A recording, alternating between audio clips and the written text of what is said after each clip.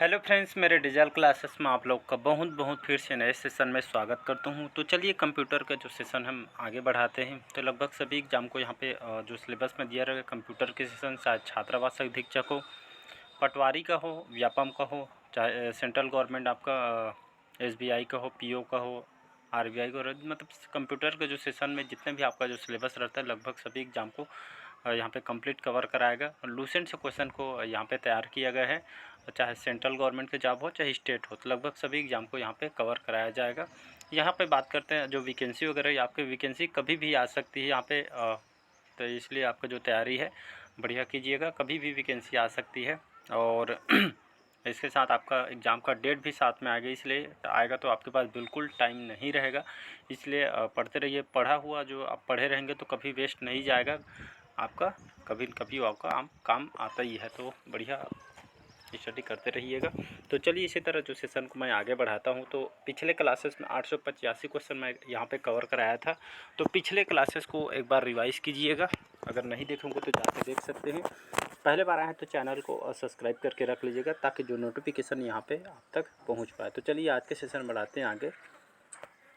तो आज का क्वेश्चन हमारा, इनमें से कौन सा आपके इनपुट डिवाइस है। तो इनपुट डिवाइस और आउटपुट डिवाइस मैं इतना बार आपको रिवाइज करवा चुका हूँ, शायद आपको रट गया होगा अभी तक। कितना बार आपको बताता हूँ ताकि अगर डेली बेस पे पढ़ते होंगे जो क्लास कंप्यूटर का, तो आपको अभी तक रट गया होगा।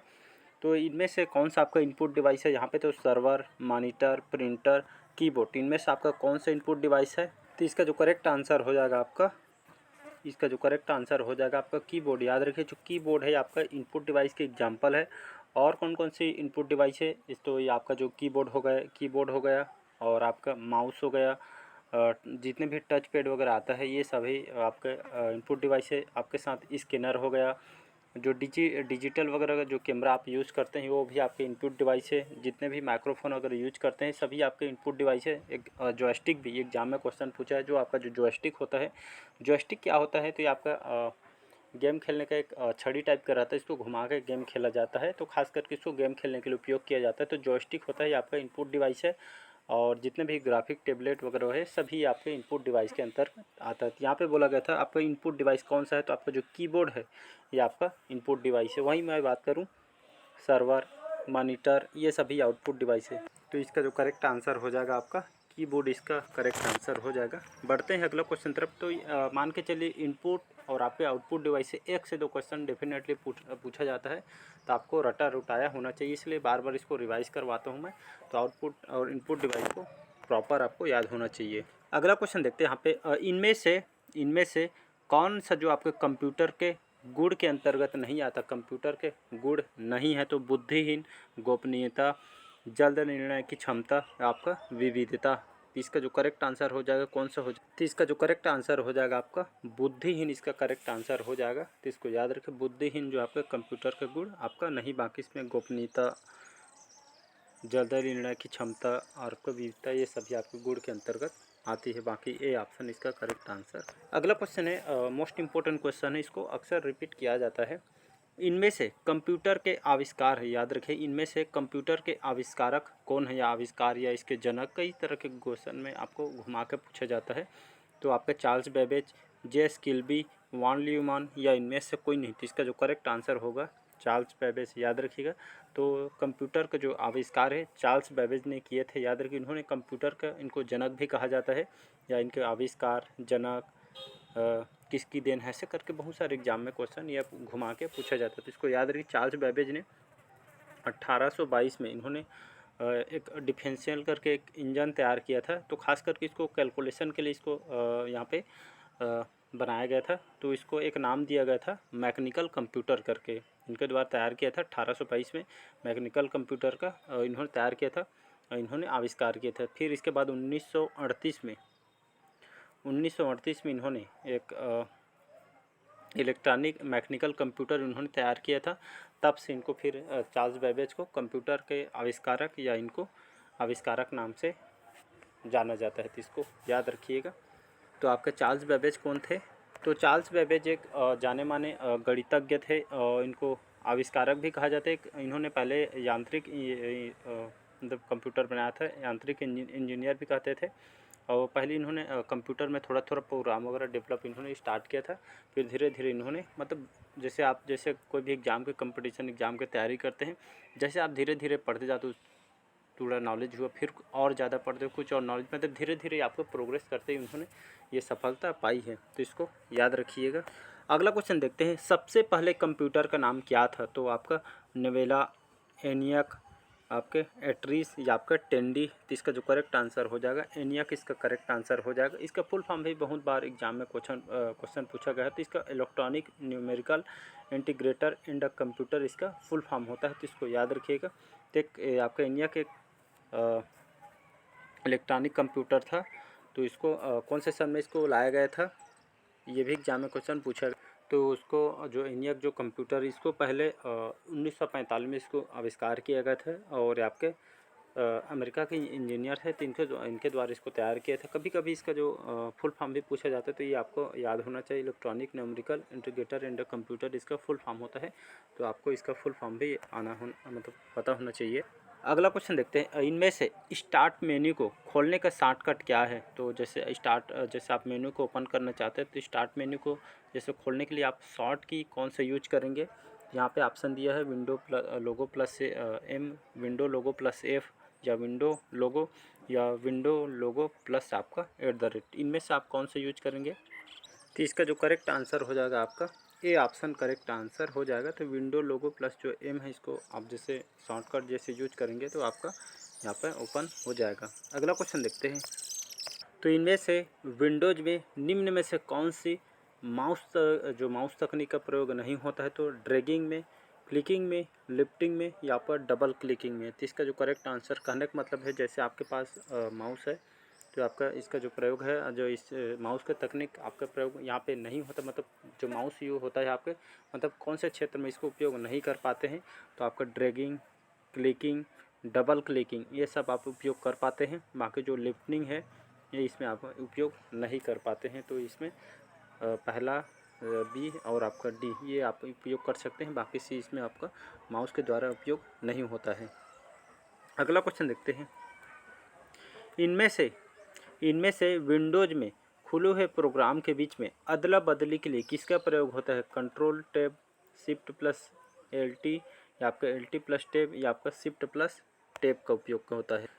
तो इसका जो करेक्ट आंसर हो जाएगा आपका बी ऑप्शन करेक्ट आंसर। तो विंडोज़ में जैसे आप ओपन करके मतलब खोलो है जो प्रोग्राम के बीच जैसे अदला बदला जैसे करना चाहते हैं, तो आप कैसे उपयोग करेंगे? तो इसको आप बी ऑप्शन यहाँ पे दिया है, तो इसके हिसाब से यहाँ पे उपयोग कर पाए पे। तो ओपन प्रोग्राम के बीच यहाँ पे स्विच करने के लिए कीबोर्ड शॉर्टकट का सबसे अधिक उपयोग इसमें किया जाता है। तो प्रोग्राम को खास करने के लिए यहाँ बीच अदला बदली करने के लिए इसको उपयोग किया जाता है। इनमें से कौन सा एक प्रोप्राइटरी ऑपरेटिंग सिस्टम है? तो विंडोज 7, उबंटू, आपके रिएक्ट OS, या आपका FreeBSD। तो यहाँ पे देख रहे होंगे जो आपका प्रोप्राइटरी जो ऑपरेटिंग सिस्टम है आपका क्या होता है? तो आपका प्रोप्राइटरी जो ऑपरेटिंग सिस्टम होता है आपका OS में आपका जो काम को अलग अलग संगठनों या कंप्यूटर में आपके बांटने काम करता है। ये आपका ऑपरेटिंग सिस्टम कंप्यूटर को नेटवर्क को कंट्रोल करने में आपका मदद करता है। तो ये आपका सिस्टम किस में होता है? तो इसका जो करेक्ट आंसर है आपका सी ऑप्शन करेक्ट आंसर। तो ये आपका OS मतलब आपके ऑपरेटिंग सिस्टम में आपका काम होता है। तो इसको याद रखिएगा। और यहाँ पे जो सी ऑप्शन करेक्ट आंसर। अगला क्वेश्चन देखते हैं यहाँ पे, इनमें से किसका संबंध कंप्यूटर के प्रोसेसर से नहीं है? प्रोसेसर जानते हैं कंप्यूटर का, तो इनमें से किसका संबंध कंप्यूटर के प्रोसेसर से नहीं है? तो यहाँ पे कौन सा प्रोसेसर के अंतर्गत नहीं? तो आपका एंड्राइड, तो ये आपका अलग ही चीज़ है। एंड्राइड आपका सेलेरो, ड्यूल कोर, i7 ये सभी आपके प्रोसेसर, यहाँ पे B, C और D सभी जानते हैं। ये आपके सभी प्रोसेसर के एग्जाम्पल हैं। और यहाँ पे जो इंटेल के तो जानते होंगे, आपके प्रोसेसर जाने माने कंपनी है। कहाँ के कंपनी है? आपके 1968 में इसकी स्थापना किया था इंटेल की। और ये आपके खास करके अमेरिका के कंपनी है। और इसके फाउंडर कौन है? तो आपका जो गॉर्डन जो मूरे है, यहाँ के इसके फाउंडर है आपके इंटेल जो प्रोसेसर एक मतलब बनाती है अमेरिका कम। तो इंटेल एक खास करके सेमीकंडक्टर, कंप्यूटर हार्डवेयर, ये बहुत सारे यहाँ पे AI भी इस पर भी आपके काम कर रही है। तो हाल ही में आपका इसके जो नया प्रोसेसर लॉन्च किया i9 करके 2023 में उसको लॉन्च किया है। तो आपके इंटेल कंपनी के द्वारा इसको लाया गया। तो इसका जो कैलिफोर्निया में इसका हेडक्वार्टर है, तो इसको याद रखिए। बाकी सेल्ड्रो, ड्यूअल कोर, i7 ये आपके सभी प्रोसेसर है, तो इसको याद रखिए। बाकी जो एंड्रॉइड है तो आपका अलग ही हो जाएगा। अगला क्वेश्चन देखते हैं। अगला क्वेश्चन देखते हैं, कीबोर्ड को हिंदी में क्या कहा जाता है? सूचना देने वाला, कुंजी पटल, कीबोर्ड या आपका ये सभी। तो इसका जो करेक्ट आंसर हो जाएगा बी ऑप्शन, याद रखिएगा। तो कीबोर्ड को हिंदी में कुंजी पटल कहते हैं, तो इसको याद रखिएगा। और आज का आपका क्वेश्चन है, कंप्यूटर को हिंदी में क्या बोला जाता है? इसको मैं बता चुका हूँ, पढ़ा भी चुका हूँ, तो डेली बेस पे पढ़ते होंगे तो आंसर आपको पता होगा। तो कंप्यूटर को हिंदी में क्या बोलते हैं, ये आपके पटवारी व्यापम के पेपर में क्वेश्चन पूछे, तो कमेंट बॉक्स में बताइएगा। तो कंप्यूटर को हिंदी में क्या बोला जाता है? तो याद रखिए, कीबोर्ड आपका आउटपुट डिवाइस है, इनपुट डिवाइस, ये भी एग्जाम में पूछा गया है। तो आपका ये आपका इनपुट डिवाइस है कीबोर्ड, इसको भी याद रखिएगा। तो हिंदी में इसको कीबोर्ड को क्या बोला जाता है? इसको आपका कुंजी पटल इसको कहा जाता है। आंसर बताइएगा, कंप्यूटर का हिंदी नाम क्या है? अगला क्वेश्चन देखते हैं, इंटीग्रेटेड सर्किट चिप का विकास इनमें से किसने किया था? तो आपके CV रमन ने, जेस किल्बी ने, चार्ल्स बेबेज ने या आपके रॉबर्ट नायक ने। इसका जो करेक्ट आंसर हो जाएगा आपके रॉबर्ट नायस, याद रखिए। आपका रॉबर्ट, ये आपका नायक है, ये आपका नायस है ना, रॉबर्ट नायस, ये आपका रॉबर्ट नायस। और आपका किल्बी ने, जेस किल्बी। तो यहाँ पे बी और डी जो भी ऑप्शन रहेगा, अगर जेस किल्बी है तो जेस किल्बी लेना है, रॉबर्ट नायस है तो रॉबर्ट नायस से लेना है। तो दोनों में से आपका आंसर ले लेना। अभी तक के जो क्वेश्चन पूछे तो आपका जेस किल्बी को लिया गया है, बाकी ये दोनों साथी थे। इन्होंने अलग अलग कंपनी में इन्होंने काम किए थे, और ये आपके दोनों ने साथ में मिल के उसको आविष्कार किया। तो अभी तक के एग्जाम में आपका रॉबर्ट नायस को ही लिया जाता है, तो उसको याद रखिए। तो इंटीग्रेटेड सर्किट चिप का जो विकास रॉबर्ट नायस के द्वारा किया गए थे। ये आपके कौन थे? Robert nice. तो ये आपके अमेरिका के, याद रखिएगा, ये आपके अमेरिका के एक भौतिक के आपके वैज्ञानिक थे, भौतिक के वैज्ञानिक थे। इन्होंने इस चिप को मतलब का सिलिकॉन वैली नाम इन्होंने दिया था, याद रखिए। जैसे भारत में हमारे बेंगलोर सिटी को सिलिकॉन सिटी के नाम से इसको जाना जाता है, तो इन्होंने चिप को पहले बार इन्होंने सिलिकॉन वैली का नाम दिया गया था। ये एग्जाम के लिए इंपॉर्टेंट, इसको नोट डाउन करके रख लीजिएगा। तो सिलिकॉन वैली को नाम किसने दिया था? यहाँ से 2 क्वेश्चन बढ़ सकते हैं। तो इन्होंने चिप को सिलिकॉन वैली नाम दिया था आपके रॉबर्ट नायस ने, तो इसको याद रखिएगा, इंपॉर्टेंट क्वेश्चन है।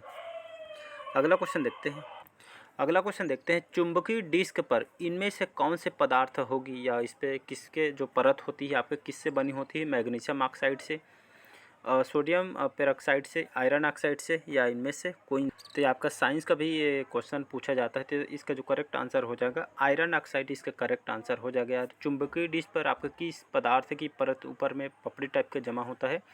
इसमें आपका आयरन और ऑक्साइड, याद रखें। चुंबकीय डिस्क पर आपको किस पदार्थ की परत होती है? तो आयरन ऑक्साइड के। तो इसमें आपका क्या क्या मिला रहता है? तो ये आपका आयरन होता है, और ये आपका आयरन और ऑक्सीजन से बना एक रासायनिक यौगिक होती है, जो आपके एक साथ यहाँ पे आयरन ऑक्साइड और आपके हाइड्रो ऑक्साइड से आपके मिलकर बना होता है। तो इसको याद रखिए, आपके साइंस में क्वेश्चन आपके पूछा गया है, तो इसको याद रखिएगा। अगला क्वेश्चन देखते हैं, इनमें से जो चिन्हात्मक डाटा है जिसको अल्फान्यूमेरिक डाटा बोला जाता है, इसमें प्रयोग किया जाता है अक्षरों का, अंकों का, चिन्हों का, या उपरोक्त सभी? तो इसका जो करेक्ट आंसर हो जाएगा आपका, इसमें किसका उपयोग किया जाता है? तो जो जो न्यूमेरिक जो डाटा में प्रयोग किया जाता है आपका अक्षरों का इसमें उपयोग किया जाता है। मतलब इसका जो करेक्ट आंसर हो जाएगा ए ऑप्शन करेक्ट आंसर हो जाएगा। अगला क्वेश्चन देखते हैं, इनमें से माइक्रो प्रोसेसर किस पीढ़ी का कंप्यूटर है? तृतीय पीढ़ी का, द्वितीय पीढ़ी का, प्रथम पीढ़ी का, या आपका चतुर्थ पीढ़ी? तो इसका जो करेक्ट आंसर हो जाएगा ये आपका 4th जनरेशन का है। माइक्रो प्रोसेसर आपके चतुर्थ पीढ़ी का है, तो इसको याद रखिएगा। और यहीं पे अगर एग्जाम में पूछे माइक्रो प्रोसेसर का आविष्कार कौन से कंपनी के द्वारा किया था, तो याद रखिएगा ये आपके 4th जनरेशन का है। सबसे पहले आपके इंटेल कंपनी जानते होंगे, तो इंटेल कंपनी ने यहाँ पे इसको पहले बार ये आपका दुनिया में पहले बार इन्होंने विकास किया था 1971 में, इसको याद रखिएगा। तो इन्होंने इंटेल जो कंपनी माइक्रो प्रोसेसर जो इंटेल के नाम से इन्होंने मतलब बनाया था 1971 में। लॉन्च कब किया गया था? तो आपके 4004। तो सबसे पहले यूएस के द्वारा इस पेटेंट को सबसे पहले अमेरिका में इसको विकसित, इसका जो पहला सीरीज़ है 4004 में इसको लाया गया था। अगला क्वेश्चन देखते हैं, शायद लास्ट क्वेश्चन है क्या। लास्ट क्वेश्चन देखते हैं, कंप्यूटर में सूचना इनमें से किसको कहा जाता है। कंप्यूटर में सूचना इनमें से किसको कहा जाता है। तो संख्याओं को, एकत्रित डेटा को, या डेटा को, या फिर डी ये सभी को। तो कंप्यूटर में सूचना इनमें से किसको कहा जाता है। तो इसका जो करेक्ट आंसर हो जाएगा, तो जितने भी जो एकत्रित जो डेटा होता है ये आपका बी ऑप्शन। तो कंप्यूटर में हम जो सूचना किसको कहेंगे, तो एकत्रित जो डेटा होता है हम उसको कंप्यूटर में सूचना के नाम से इसको हम जानेंगे। तो इसका बी ऑप्शन करेक्ट आंसर हो जाएगा। तो चलिए आज का सेशन जो है यहीं तक रखते हैं। कमेंट करके ज़रूर बताइए आज का सेशन कैसे लगा, और पहले बार आए तो चैनल को सब्सक्राइब करके रख लीजिएगा ताकि नोटिफिकेशन आप तक पहुंच पाए। तो चलिए मिलते हैं अगले पार्ट में। आज के लिए इतना ही। Thank you.